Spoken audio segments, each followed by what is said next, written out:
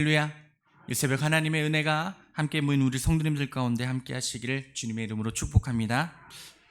오늘 시편 63편은 초대교회가 주일 아침에 예배를 드릴 때에 가장 먼저 부르는 찬송이라고 합니다. 왜일까요?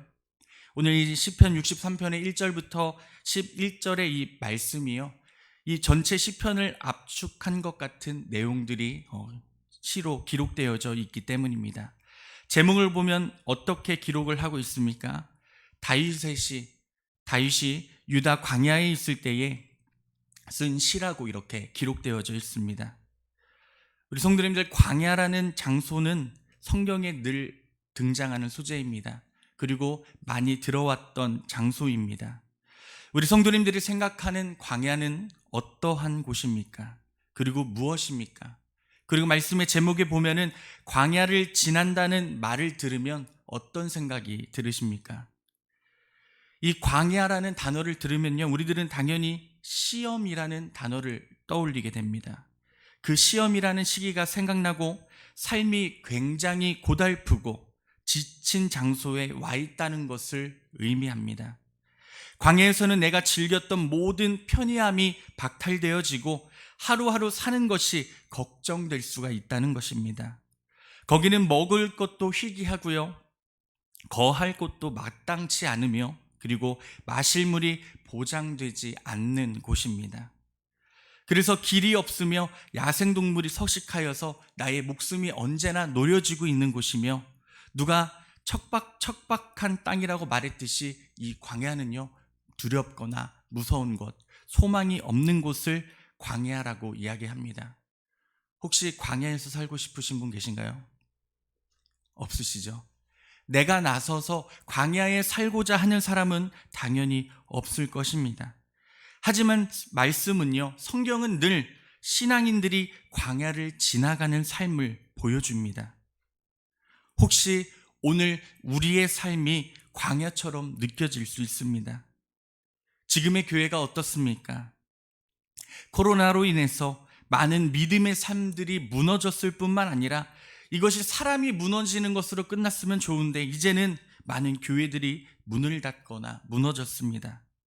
다시금 우리들 이제는 예배를 회복해보자, 주님 앞으로 가까이 나아가보자 하지만 그러한 삶의 모습들을 회복하는 것이 쉽지가 않습니다. 세상은 어떻습니까? 전쟁이 일어나고 있고요, 그리고 수많은 지진과 재해들로 인하여서 많은 사람들이 죽거나 집을 잃었으며, 금리는 하늘 높이 올라가서 내가 무언가를 하는 것조차, 무언가 하나를 사는 것조차 어렵고 두려운 세상이 되었다는 것입니다. 그렇다면 우리의 가정은 어떻습니까? 평안한 것 같았던 우리의 가정에 불화가 찾아오고 소중했던 관계들이 무너지며 내가 안락함과 쉼을 얻었던 이 가정의 관계가 깨어질 때가 있다는 것입니다. 이럴 때 우리는 어떻게 얘기합니까? 내가 막막한 광야를 걷고 있다고 이야기합니다. 갑자기 건강에 문제가 생겨도 그렇습니다. 내가 생각 없이 누리고 있던 좋은 것들이 갑자기 하나둘씩 내 삶에서 빼앗겨질 때에, 하나둘씩 내 삶에서 좋은 것들이 사라질 때에 푸른 초장이 광야로 변해버리는 느낌일 것입니다. 이렇게 우리의 삶 가운데 광야가 찾아왔을 때 우리 성도님들은 어떻게 그 광야를 이겨내고 살고 계십니까? 이런 사람이 있다고 합니다.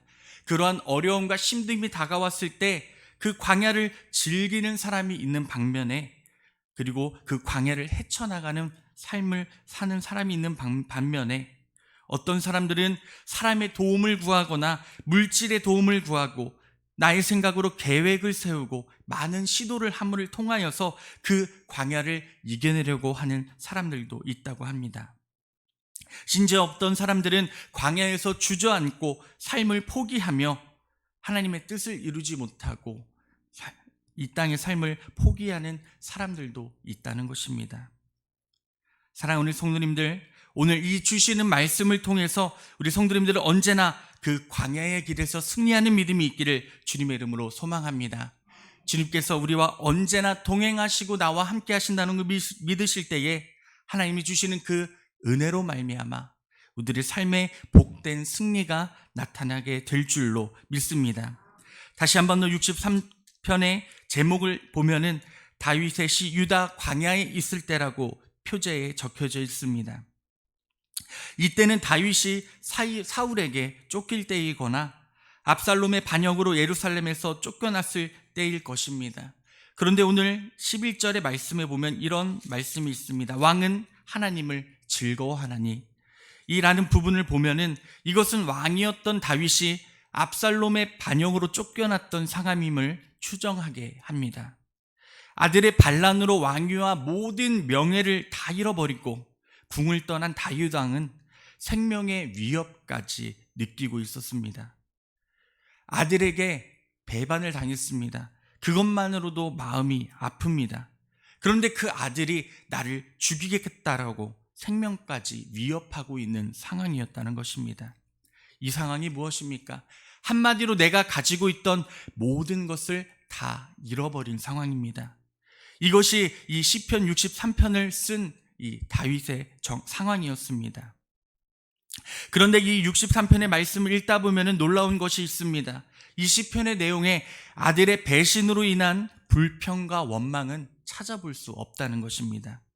심지어 다윗은 잃어버린 왕위와 명예, 그리고 다시 궁으로 돌아가는 일을 위하여 간구하고 있지도 않습니다. 63편은 분명히 기도이지만 간구하는 내용이 발견되지 않고 있다는 것입니다.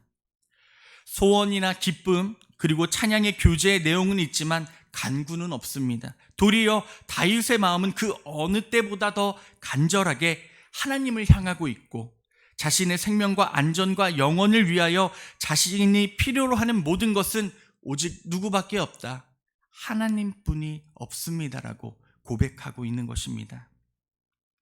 그렇다면 하나님은요, 다윗에게 광야에서 무엇을 주고 계시는 것일까요? 왕이었기 때문에, 너는 왕이기 때문에 지금도 왕처럼 버티고 이겨내라고 말씀하셨을까요? 아닙니다. 하나님은 이 상황 가운데서도 다윗을 다시금 쓰시기 위해, 왕이라는 자질을 만드시기 위해 다윗에게 광야를 허락하셨다는 것입니다. 우리 생각엔 그렇습니다. 다윗이 얼마나 많은 고난과 어려움을 당하였습니까? 그 와중에 왕이 된 것이 아닙니까? 그런데 더 단련하고 훈련받을 것이 있을까 생각해 볼 수 있습니다. 하지만요, 하나님의 자녀로서 살아가는 우리들에게도 하나님께서 주시는 그러한 단련과 은혜가 우리가 천국에 가는 그날까지 있을 수 있다는 것입니다. 이 사실을 다윗이 광야에서 몰랐을까요? 지금 광야의 연단이 결국 가나안 땅으로 들어가기 위한 믿음의 시련이라는 것을 왜 다윗이 몰랐겠습니까? 자신을 왕 같은 자로 연단하시기 위해 베푸시고 있는 하나님의 배려이며 시험의 시간이라 늘 생각하고 버텼을 것입니다. 하지만 이 광야가 그것만으로 버틸 수 있는 곳일까요? 혹시 살아가시면서 광야 사진을 한 번쯤 보신 적이 있으실 것입니다. 사진을 보시면요, 아무것도 없습니다. 진정 사람이 살 수 있는 곳인가라고 생각해 볼 수도 있는 그러한 장소입니다. 내 피부로 와닿는 광야의 고통은 내가 이 시기를 통해 더 나아질 것이라는 긍정적 미래를 붙들고 있다 한들 매일 나를 부서뜨리고 넘어뜨리는 곳이 바로 광야였다는 것입니다. 그럼 다윗이 이 광야를 어떻게 버텼을까요? 어떻게 그는 날마다 조금 더 위대하고 더 지혜롭고 더 고상한 왕의 모습으로 광야에서 벗어났을까요? 오늘 12절 전체의 말씀의 요지를 1절에서 찾아보시면 됩니다. 우리 1절 말씀을 다시 한 번 더 읽어보겠습니다. 시편 63편 1절입니다. 하나님이여,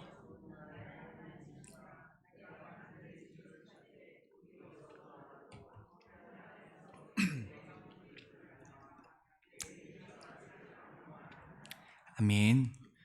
이 한 절에서 내가 간절히 주를 찾되 우리가 한번 밑줄을 그어보기를 원합니다. 오늘 시편 63편 전체의 내용은 다윗이 광야에서 주를 찾는 모습을 보여주는 내용입니다. 다윗이 어려움을 당했을 때에 주위에 있던 신하들을 찾은 것이 아니라, 누구의 조언을 듣고자 한 것이 아니라, 그리고 물질을 회복하기 원한 것이 아니라 오직 주님을 찾았다는 것을 우리가 볼 수가 있습니다. 다윗은 물이 없고 마르고 공핍한 땅에서 물을 간절히 찾는다고 말하지 않았습니다. 그의 영혼이 주를 찾고 있다고, 심지어 그의 육체조차도 오직 주를 앙모한다고 고백하고 있는 것입니다. 아이들을 보면요, 아이들이 이런 꿈을 많이 꿉니다. 빨리 어른이 되고 싶어 합니다. 근데 우리 성도님들은 빨리 더 나이를 먹고 싶어 하십니까? 아니죠. 그런데요, 내가 어른이 되고 싶어 해가지고 아이들이 빨리 나이를 먹나요? 아니죠. 하나님께서 주신 시간이라는 그 삶을 지켜 살아야지 한 살 한 살 먹게 되는 것입니다.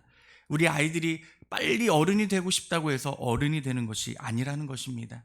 그 삶을 겪어내고 하루하루의 삶의 어려움도 겪어보고 즐거움도 겪어보고 해야 그 연단 가운데서 어른이 되는 것입니다. 근데 이것은 너무나 당연한 것입니다. 우리에게 주어지는 광야도 대부분 그 기한이 정해져 있습니다. 길 수도 짧을 수도 있지만 광야는요, 언젠가는 끝나게 되어 있습니다. 항상 힘드십니까? 그래서 항상 웃을 수 없으십니까? 인생 그 살아가는 모든 기한이 힘들기만 하셨습니까? 당연히 아닐 것입니다. 우리의 삶 가운데 어려운 날도 있고 힘든 날도 있지만 하나님께서 분명히 주신 기쁨의 날도 있었음을 우리가 기억할 수 있다는 것입니다. 다윗은 이것을 알고 있었습니다.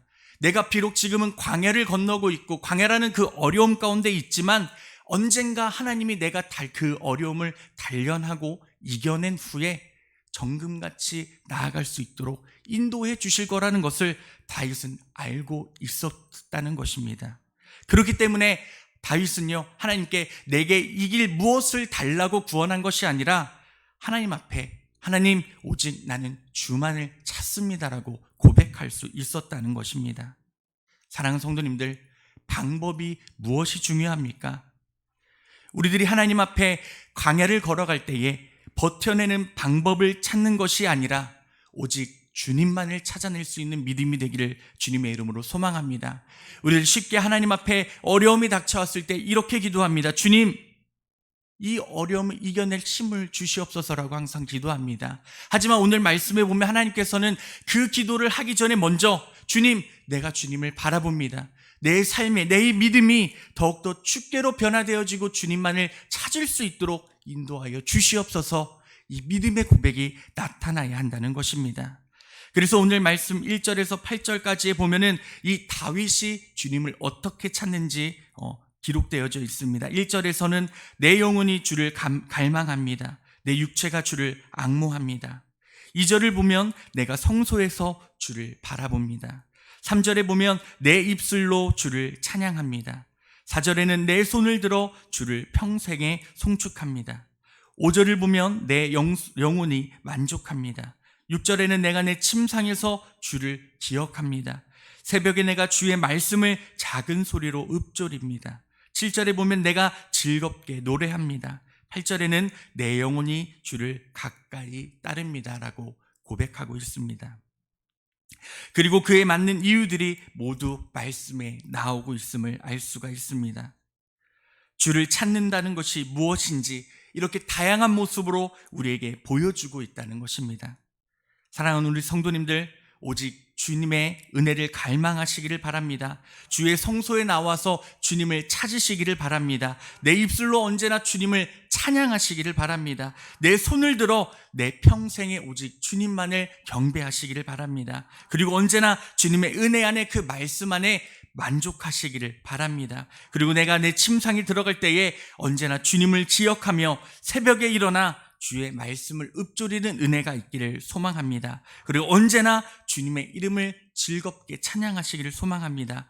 그럴 때에 내 영혼이 주께 더 가까이 나가는 은혜가 있을 줄로 믿습니다. 우리의 지금 2023년 이제 3개월이 지났습니다. 이 2023년의 시작이 우리 성도님들 가운데 어떠한 시작이었습니까? 참 많은 것들을 기대하며 많은 기도의 제목을 갖고 이 23년도를 시작하셨을 줄로 믿습니다. 지금 나의 삶이 평안하고 기쁨의 삶일 수도 있습니다. 반면에 지금의 나의 삶이 광야라고 생각되어질 수도 있습니다. 이럴 때에 이 말씀에서 주시는 은혜처럼 하나님을 찾는 것에서 다시 한번 더 돌파구를 찾는 믿음이 우리 가운데 있기를 소망합니다. 그래서 이사야서 5장 55장 6절에 하나님 우리에게 이렇게 말씀하시죠. 너희는 여호와를 만날 만할 때에 찾으라. 가까이 계실 때에 그를 부르라라고 말씀하십니다. 지금이 하나님을 만날 때입니다. 아멘. 그리고 하나님을 찾을 때입니다. 그리고 더욱더 하나님과 가까이 동행할 때입니다. 이 시간 기도할 때에 우리 하나님이 진정 찾는 것이 무엇인지 다시 한번 깨닫고 실천하기를 원합니다. 나의 삶이 얼마나 어렵든 나의 육신이 고통을 받고 있든지 우리의 가정이 우리의 교회가 이 땅과 이 나라가 어려움 가운데 있을지라도 우리 모두가 한 입으로 하나님의 나라를 구하며 주의 은혜를 간구할 때에 하나님께서는 우리에게 다시금 하늘의 문을 여시고 우리의 삶을 변화시켜 주사 이 땅과 이 삶이 주님이 원하시는 기쁨의 삶으로 변화되게 될 줄로 믿습니다. 다시 한 번 더 우리의 삶 가운데 무엇이 중요한 건지, 어떤 삶이 정말 진정 하나님이 원하시는 것인지 다시 한 번 더 깨달으실 때에 우리의 성도님들의 삶이 다시금 주의 뜻과 은혜로 변화되게 될 줄로 믿습니다. 진정 주님을 찾으시고 주님을 만나시고 이 새벽 주님 앞에 감사합니다. 주님 나를 만져주셔서 감사합니다. 우리의 가정을 회복시켜 주셔서 감사한다는 그 고백이 넘치는 우리 성도님들 되시기를 주님의 이름으로 축원합니다. 기도하겠습니다.